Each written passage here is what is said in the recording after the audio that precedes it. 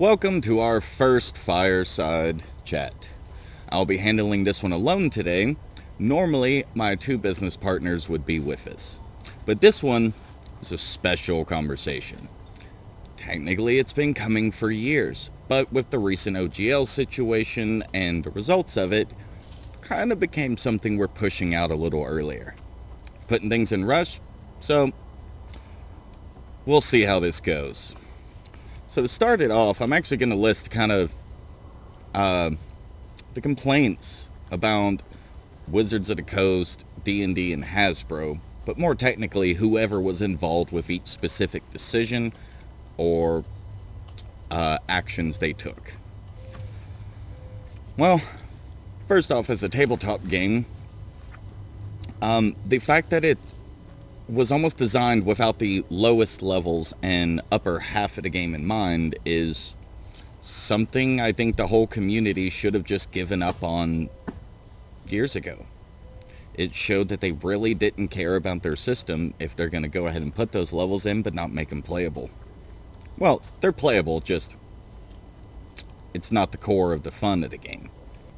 The battle system, I don't think I have to tell anyone anything more than it's slow, it's sloggy, and it just kind of, it's almost like the energy of the game can stop at that point.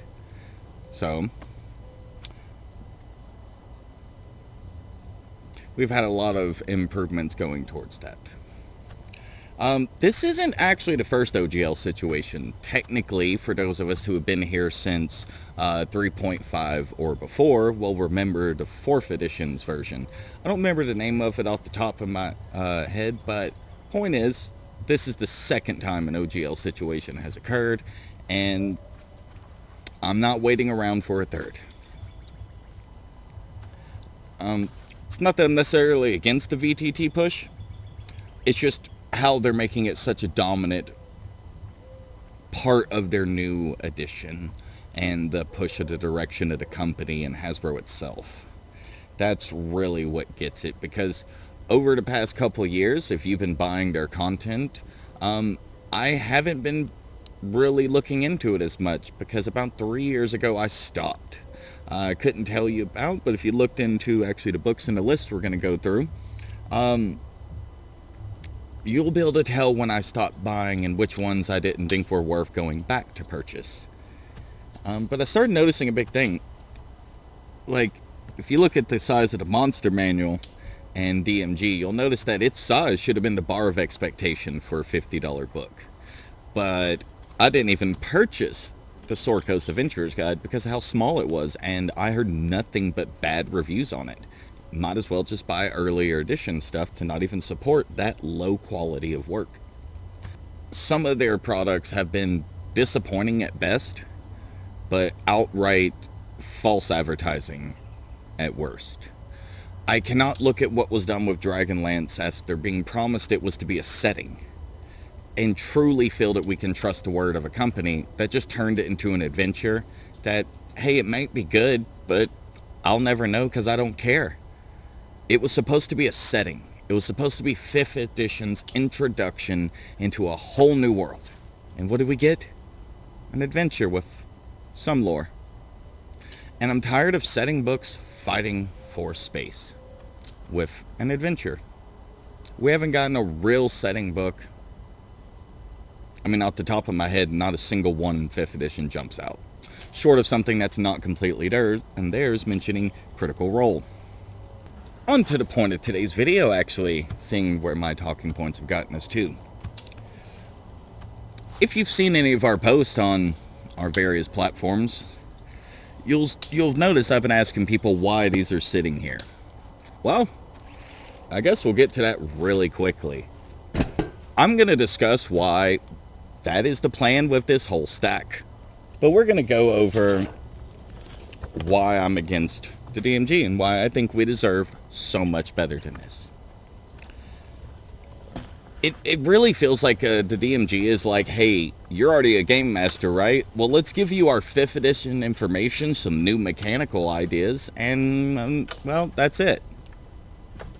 It just kind of stops right there. It doesn't help you understand from the get-go how to be a GM, what it means to be a game master, what it means in your position in reference to players, what your role is in the mutual game, and how to help players learn the game, navigate through complex character class options and various...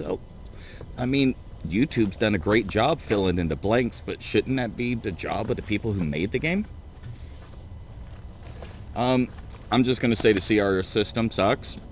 I don't think I need to go into more detail. I mean, feel free to look at the thousands of videos discussing how to not fix, not alter, how to do away with, and what works. Honestly, the best way to put this one is, I don't believe D&D ever intended to have crafting or alchemy and comprehensive traps, vehicles, or anything like that. And the reason is because there are whole $50 books on how to operate ships. There's a $50 book from a third-party company on how to make crafting selections and harvestable items from plants and animals.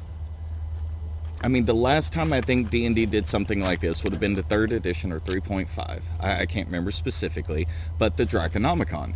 The Draconomicon had rules for harvesting the skin, the bone, the teeth and claws, and how to make weapons and armor and magical items of various kinds. That's so core to, you know, half the name of Dungeons and Dragons. It's just kind of sad that, well, I'll get to Fizzbands later. It's in the list. But for now, we're just going to continue on to DMG, but understand that's a problem.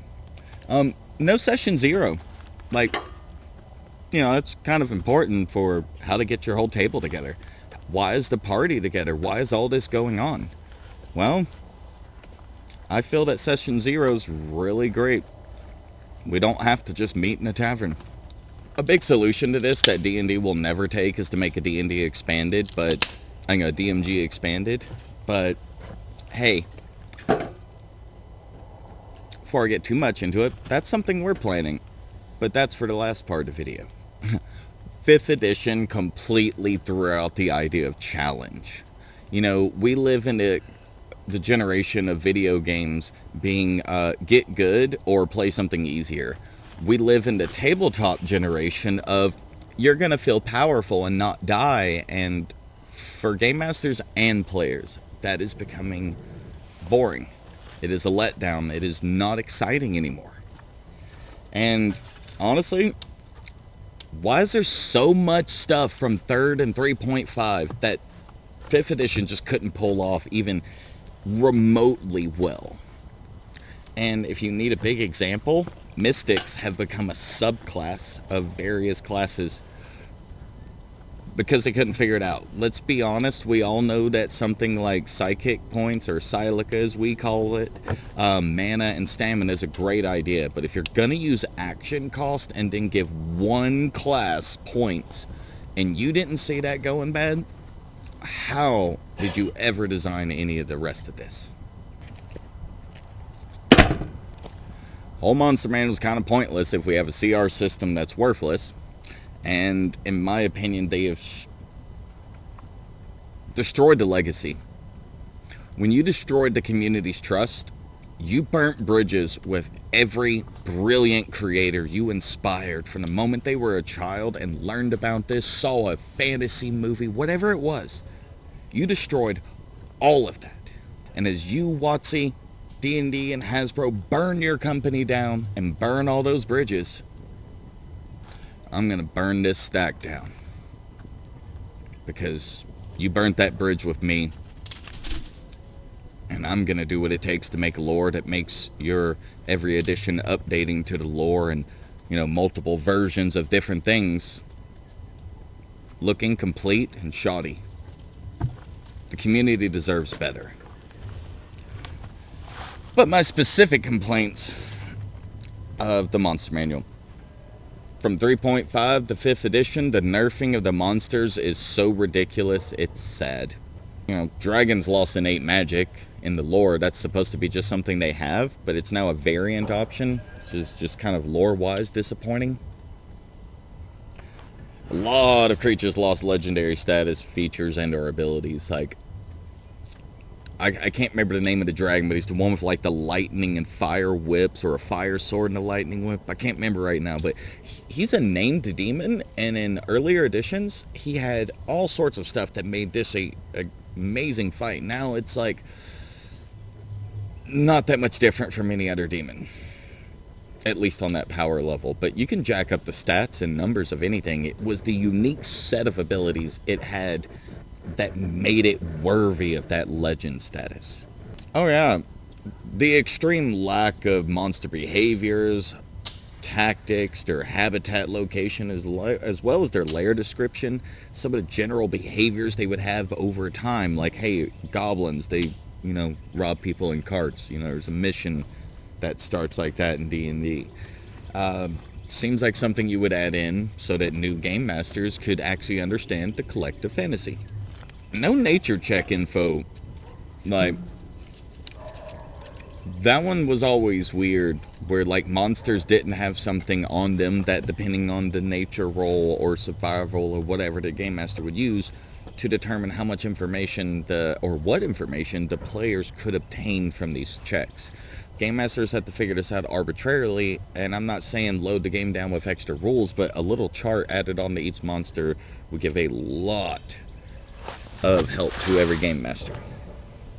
Monsters are just somehow different, and they're not allowed to have, class abilities or feats, and it's probably a lot of what aids the difference in player to creature power levels in 5e, and I'd rather just do away with that. So as a group, I'm going to cover one by one, but Volos, Mordenkainens, and Fizzbans. So first off, each one of them is 100 pages or more shorter than the Dungeon Master's Guide. No, sorry, the Monster Manual. That's the one I'm using for the reference on number. So we bought that one for $50, and we still bought each one of those three, if you did, for $50. That just seems a bit unfair. If I'm going to sell a book to you that's this thick for $50 and I'm going to cut it in half, I'm selling it for $25. Seems like the right thing to do, but they'll lose a little money in their mind on the top size books. That's why they were telling Matt Mercer to be a little lax with how much he wants to put in one of his books. But they'll sell the shit out of these short ones, because you're going to pay way more than they're worth. The power creep involved in the Volos, like races and the subclasses that come in these, was pretty bad. Now, I will say specifically the Fizzbans, I was kind of hopeful on these dragon subclasses. I really was, and some of the people I watch on YouTube really went in detail explaining how, like, they weren't really that great. Like, I think one of them had some pointers to it, but the other one or two were just not even worth it. And it's kind of sad.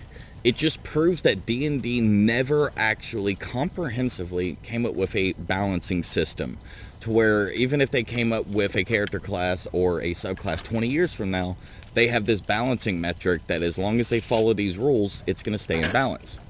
That's how you create options. What they're doing, they think they're doing that to sell books. But honestly, selling good content sells books. You don't have to put out crap, because people like me are going to stop buying it and maybe become your biggest competition. But we'll see. Oh yeah, other than that, it's the same as the Monster Manual, and the same with Mordenkainen. The only thing with Fizzbans I do want to add is that it's an extremely subpar, not worthy of the name, effective off-brand Draconomicon. There is nothing else I can say about it. Alright, so next, we're going over these. So, Xanathar's and Tasha's. First off, they're both effectively half the Monster Manual size. So exactly what I was talking about earlier that I would sell for $25, they just said, hey, $50 books. all of them are worth it. Same thing with the character options and the power creep in the last section. It's just, I'm only going to repeat, it's the same complaints, but there's more of them in here. Some of the new mechanics are obviously not well thought out or tested, and I guess the main thing I could say is I could, and I'll post it later if I get a lot of response to, but I have a Game Master screen where I put a lot of these things in my own ways and handle them, because I have in 5 years pulled out the DMG for like 5 things. It's just been utterly useless. I would say I used Xanathar's a little more, but never for these additional mechanics. Tasha's would be the boast, because really the player options they gave in that book, hands down, like, my biggest complaint about Tasha's is that it literally should have just been in the DMG and PHP, split between them, or in an expanded player option, or PHP, like an expanded. But instead they just made a whole nother book for it, and it's like, seemed like a waste. But it sure made them $50 to sell. Oh, the character name section is really cool, but it's too little too late. You're like releasing this halfway through the lifespan of your game about. And why is this not in the DMG and PHP? It's NPC names or player name help. Just no reason to have done it there.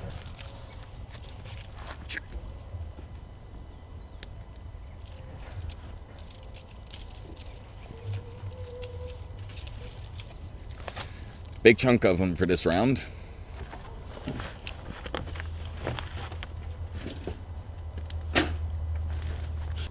So, the adventure books. You've heard some of my complaints in this so far about them. But again, let me start with the pages problem. Besides, I think it's Rime of the Frost Maiden. Beyond that one, most of them are 50 to 70% the size of the monster manual. But again, $50 a piece. Some of them have maps, but not all of them do. And the ones that do, I have a real big issue with. They're giving us a tear line in the book, meaning if we take it out, we've devalued the book. Point 2, that's a risk to the map. And also, rarely do we get player and game master maps, so if we're going to show the players the maps, they get to see where the, hidden door is, or where the monsters are supposed to be, where the treasure is, and that's not fair to the game master to make them have to buy more when they already bought the adventure book, where it should have everything in it they need to actually do it. Again, just want to say it again, never a pure setting. Always fighting for space with an adventure in it.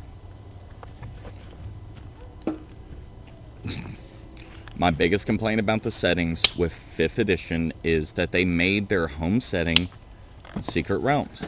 I love Secret Realms, don't get me wrong, it's an amazing setting. But if you're gonna make it your home setting, can we at least get a halfway decent setting book and not one that's trash and really... I mean, look, you can buy it for $20 on Walmart. It's really not that good if they're underselling it that much. That's less than half price. And they think that's fair. So really think about that next time you see a $50 price on that book. Or even a $40. A $30. So now, I'm going to get into the specific ones, and I don't really remember all of their orders, so I'm going to switch them around as I get to them. So, we're going to go over Dragon Heist and Dungeon of a Mad Mage.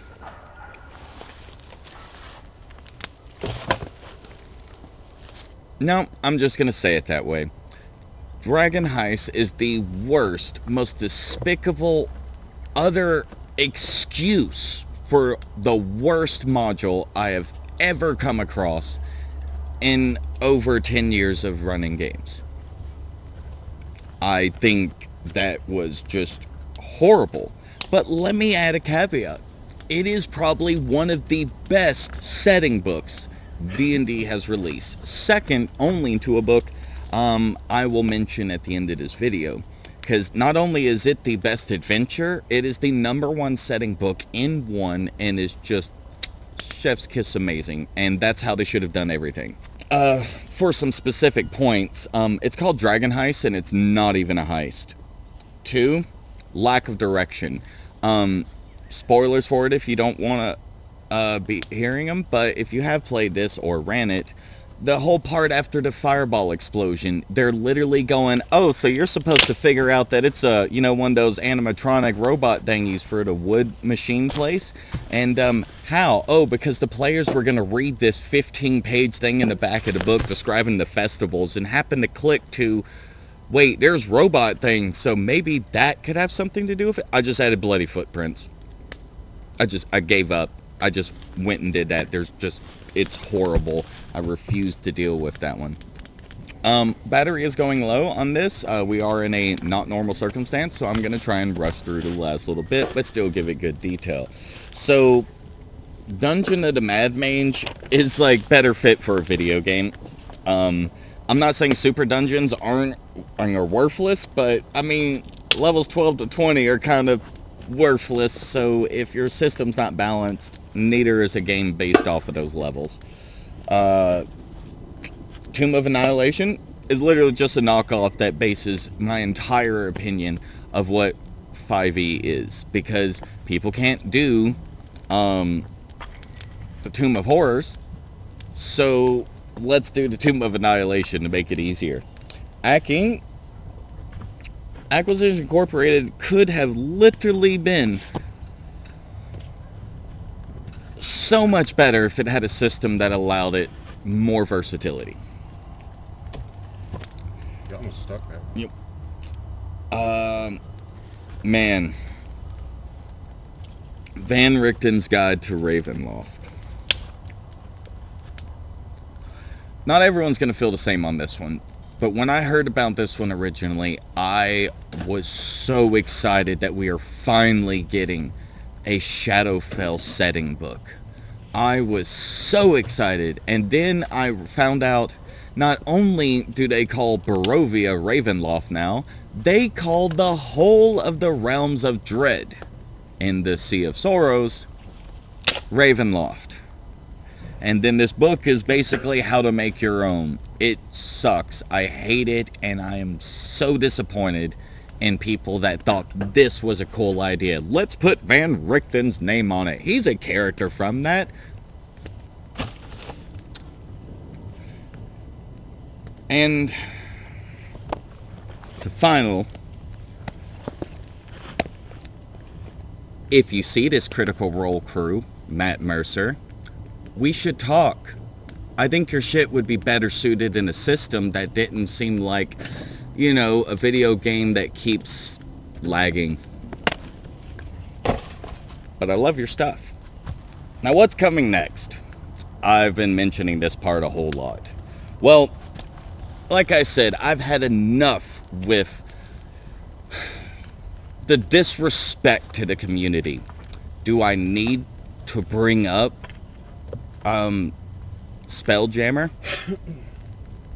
Just link your ships up and have regular combat. A lot of you just felt that anger rise back up. That's what I'm talking about. That's what these hashtags are about.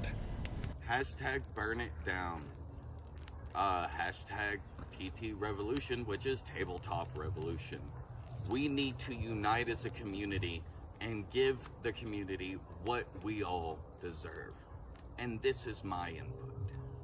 Mystic Portal Emporium will be presenting the D20 core system, this Secret Realms game module, and our first micro setting, the Axehead Isles. You might ask, what makes the D20 system different? We are using time and resource action-based system instead of a different type of action based little system. Our ability dice system happens to fill in what so many people are trying to do with the basic abilities of your different classes, with reactions, triggered little responses. But that also pairs with our reaction and trigger system that allows someone as an archer for if you start running towards me, I'll shoot you with an arrow halfway and take part of your movement speed and timing away. That allows for a constant back and forth. The 0.5 FPS action system, as we are calling it, will revolutionize tabletop games simply because you're not just doing my turn and then waiting for your turn. There's no longer, oh, the sword guy just hit me in my face. I have to wait 3 turns and 3 players before I can respond. You can now respond, and if they miss hard enough, we have an ability die that will allow you to now counterattack as a martial. When it comes to our skills and initiative, we will later be bringing out videos discussing our training system, our different levels of it, and how the skill die gets brought in, and how our initiative system works with the die. We have 12 stats, each with 3 properties to diversify stat usage. Again, later content will be going into all of this over the next weeks. Our health system is no longer just HP and dying levels or something like that. We have actually made a multi-layered system that we will get into at a later point. We have separated field, social, and knowledge skills and given supporting systems to diversify these to make them feel like their own unique systems. No longer is it just a set of skills, or here's your social part of the game, here is your combat and exploration. We have actually brought knowledge to meaning a bigger part in games than I have seen in anything short of the White Wolf systems. Content covering our system and more will be on Facebook, Twitter, TikTok, Instagram, Discord, Reddit, and YouTube. Do reach out to us if you like what we are saying and would like to see if you can help be a part of the project.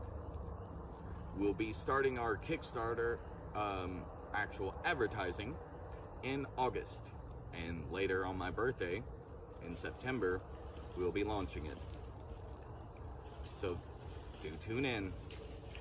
Catch you next time by the fire.